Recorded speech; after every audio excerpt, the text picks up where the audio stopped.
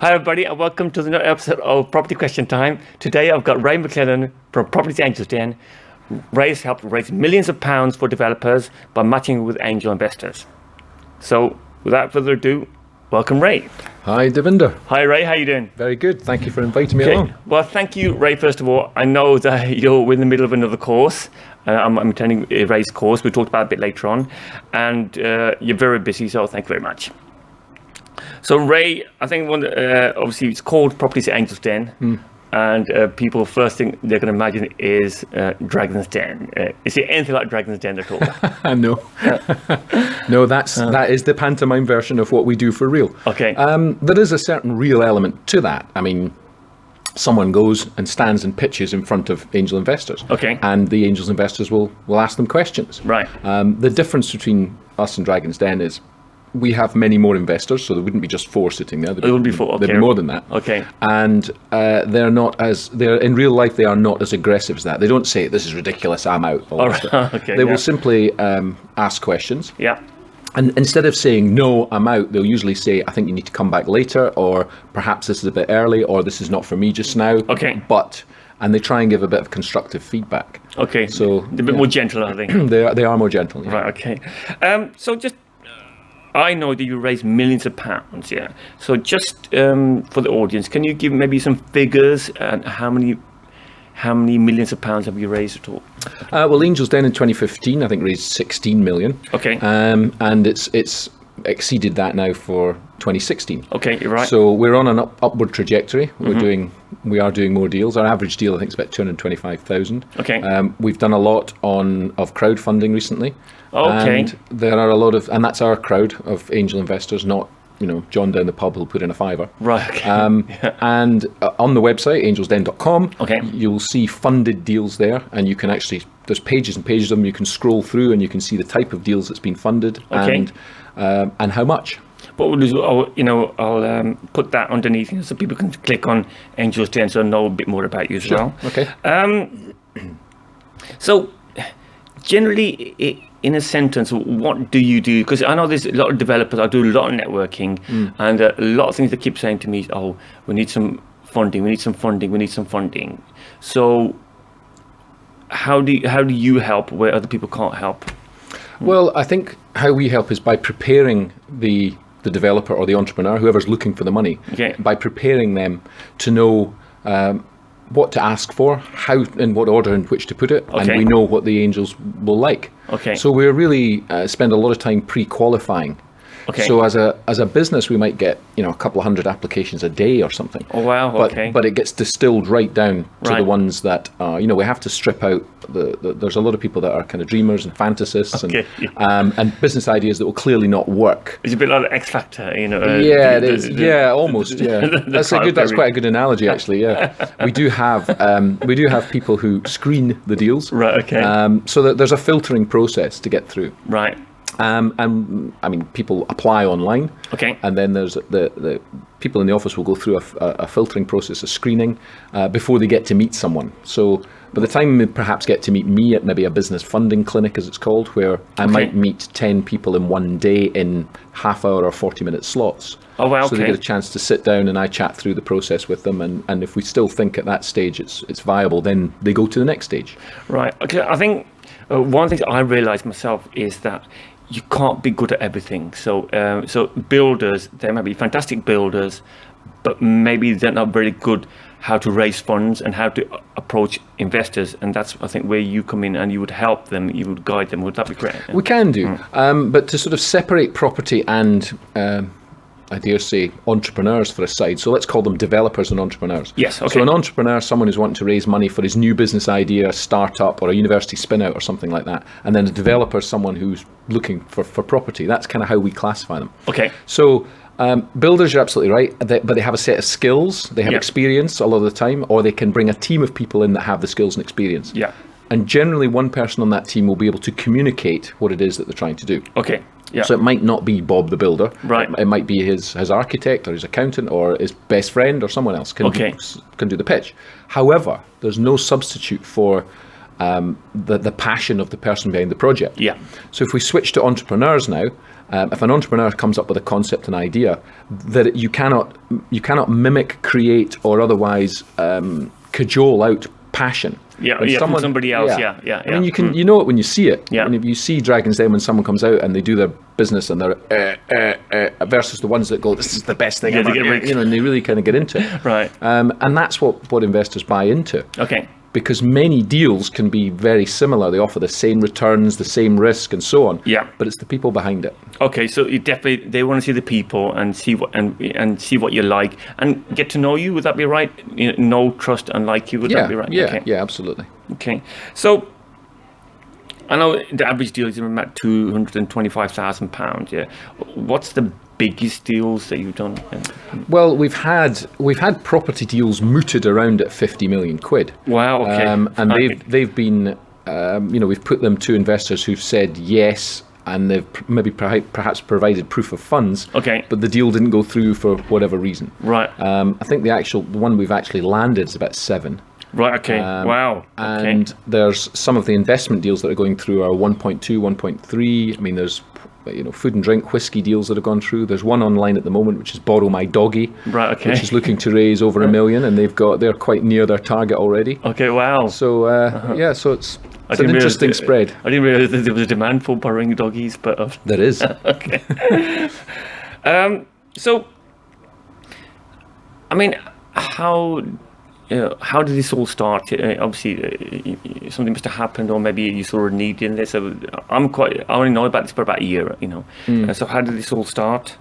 Well, I didn't start Angel's Den. I'm not the founder of Angel's Den. Okay. Angel's Den had began, I think it was about 2 years before I got involved. Okay. I was at an event, and one of the founders of Angel's Den saw me at the event. We got chatting, and he said, I think you're wasted where you are. You should come and work with us. Okay. And I did.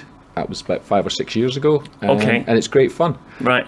Property Angels Den has spun out of that because there's now a demand amongst investors for property-related projects that they can invest in. Right. Okay. Again, investors like to balance their portfolio. They like to be able to put some money here, some money there. So it's great fun to invest in startups, but it's very risky. Yeah, of course. But the returns are a bit higher. The returns can be very high, yeah. Whereas in property, safe as houses, they're going to get a return. They're certainly going to get a tangible security that they can touch and feel. Yeah. And if it all goes pear-shaped, they'll be left with something rather than nothing. Yeah.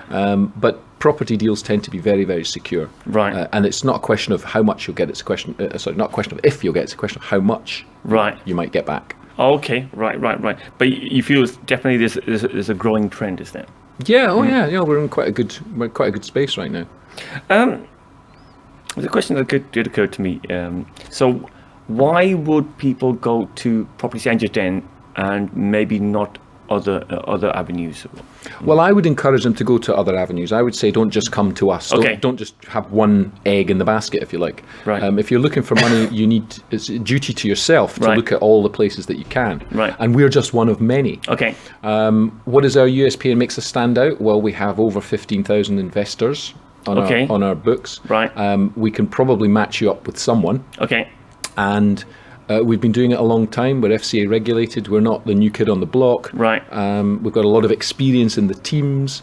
We also do angel masterclasses, so our investors also can attend trainings. Right. Okay. To learn about EIS, for example, Enterprise Investment Scheme. They can learn about valuations. They can learn about what makes a good business, signs to look for. Okay. So some of the older, wiser, more grizzled investors who've been in the trenches for a while can tell the younger ones that are coming through, what to look out for. Okay, cool.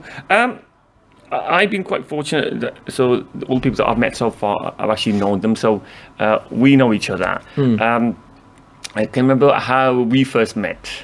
How can I not? How can I not? Yeah. You put your hand up so many times to ask so many questions that you became High Devinder. Right. I think it was February or March 2015. Right. I attended a multiple streams of property event and that was with my Angels Den hat on, my property Angels Den hat on. So you were investigating. I was investigating to see if it was the real deal, to Right. see if their training was any good and all that sort of carry on, so that we could have a pipeline for property deals Right, for okay. us, for our Right. investors. Yeah. So I just came along to see what the training was like, and obviously you were Right. Okay. sat near or next to me, plus Right. a few others that we got to know, and then obviously I attended some other trainings, Right. and you've been there. So Okay, right, over yeah. so over the years, yeah. So I know that one of the trainings was that we attended together was Expert Speaker Revolution. Yeah. And I think when I saw you, I thought fantastic.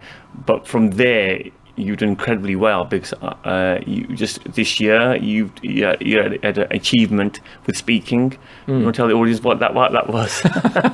My achievement of speaking. Well, I was. I mean, it all started with a Q&A session with Rob Moore. Okay. He got me onto a stage and said, "Look, you've got Angels Den. Yeah. Let's have a chat." Okay. So we were at an event. There was a couple of hundred people there, and I just sat on the stool with Rob, and he asked me a few questions, and there was clearly a demand from people for what I do or Yeah. what we do, and he said, "I think you need to start thinking about putting together a course because there's an awful lot of people asking questions." And I didn't actually want to do a course. Yeah. 2 days is a long time to sort of. Yeah. I mean, there is enough content, but I didn't think that it would be, a good use of my time and so on. Right. And the plan then was we would have an event and record that event and create a CD, how to raise angel finance or Yeah. raising finance. People can play it in the car, and audio, all that sort So of you kind of- do it once, and people can just get here about So it. that was the plan. Okay. I was asked to attend an event and see if we could get 25 people to that event. Right. We got 70. Right. And then I did another event. We got another 70. Okay. Another event, another 70. Right. So that led to a 2-day Raising Angel Finance course, which, today we're at the third one. Yeah. And so the demand is there. And if the demand is there, I don't mind speaking about it. Okay. And I know you're very passionate about this. You're very knowledgeable, and you're very passionate about this as well. Oh, thank you. And also this year, I think it was August sometime, you participated in would that be a world record? Would that be right? I never mention it usually. No, it just occurred to me. I just went passing. So No, what- well, yeah. I was lucky enough to be invited on to be one of the team to do the world's longest ever speech. It was 31st of July to the 3rd of August, I think. Okay. 129 hours. Okay. And I did a few slots there, Right. including one at 3:00 in the morning with, Wow. Okay.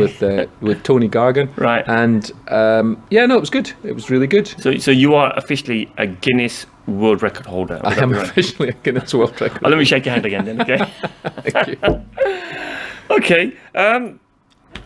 So we talked about what happened before, but currently we're in the middle of the course. So I'm enjoying it. I'm fantastic. Again, I thank Ray for taking time out because we're going to start in a few minutes. Is that correct? That's For the okay, second day?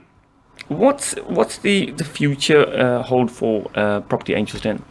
What does the future hold for Property Angels Den? That's an interesting question. I hope that we can start to raise money for a fund. Yeah. I would like to have to be able to give people a hunting license. Right. Okay. And what's by that? a hunting license is Sounds dangerous. Well, we have a lot of experienced developers who, they have to go out, find a deal, and then come to us or come to someone, and then Right. the clock is ticking. Yes. Yeah. If you give someone a hunting license, it's basically saying, we've checked you out, you've got assets, you're a person who could benefit from this. We will set aside Right. an amount of money that might be 700,000 or a million or 2 million, whatever it is Wow. that is acceptable and that you qualify for, Right. because it's not just a random amount chosen.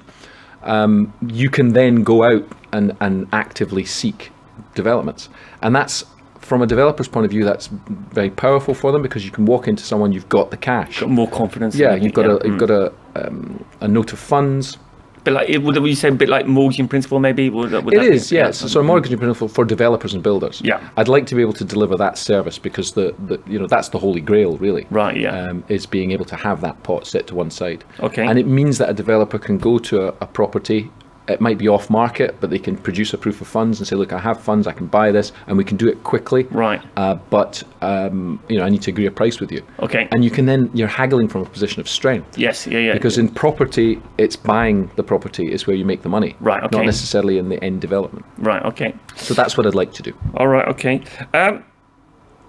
just going to finish off with a couple of sort of random questions, which I just want to get to know a bit about you as well. So you're very experienced, you've had many businesses. So if you were to talk to a 21-year-old version of yourself, what advice would you give him? So I know at the course, we've got quite a few 22-year-olds, Yeah. which is fantastic, really. But what advice would you give yourself as a 21-year-old? Well, that's a good question. And generally, I would say, well, nothing, because I'm quite happy where I am and where Yeah. I've got to. And you can't get to that place unless you've had those experiences. Okay, cool. However, if I'm talking to a 21-year-old, myself, Yeah. I would say I didn't invest in myself early on. Okay. I didn't do, because there's formal education and then there's training, such as, Yeah.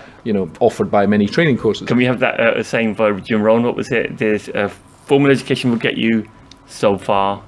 Formal education will make you wealthy. Yeah. Self-education will make you a fortune. Yeah, I think that's right, it. yeah. I think that's it. Yeah, it's absolutely true.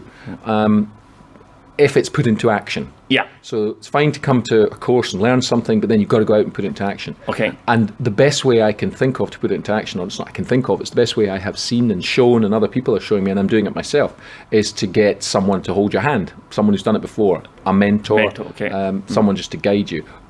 Ideally, you want to pay that person, because then there's a relationship and there's a duty on both sides. Okay. But you can always get people that there's a lot of older guys there that want to help and do things, and that you might not have to pay them. Right. So, yeah. Okay. Invest in yourself, get a mentor. Right, brilliant. I think so. What is the best advice that has been given to you so far? I think that you sort of Best advice that I've ever had? Yeah. Gosh.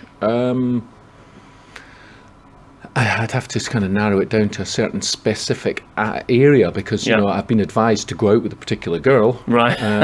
which worked out. I've been advised to go out with a particular girl, it didn't work out. Yeah. And Maybe it's basically to business. Yeah. it's business and property. Yeah. I dare say it's to be surrounded by the right people. Have a good team. I've got a great lawyer, a great accountant, Okay. a couple of guys that I work with that are really good, a couple Okay. of ex-clients from a law firm where I used to work that I now am in business with. Okay. And they're very good.